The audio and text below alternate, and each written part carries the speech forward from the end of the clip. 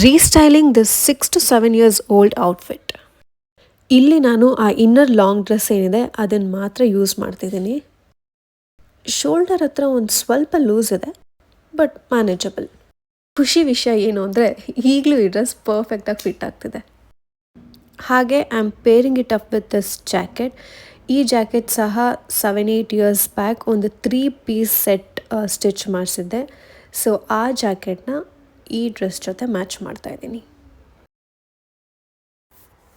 ಇದು ಸಹ ಒಂದು ಚುಟ್ಟಿ ಟೈಟ್ ಇದೆ ಆರ್ಮ್ಸ್ ಹತ್ರ, ಬಟ್ ಇಟ್ಸ್ ಮ್ಯಾನೇಜಬಲ್ ಅಗೇನ್.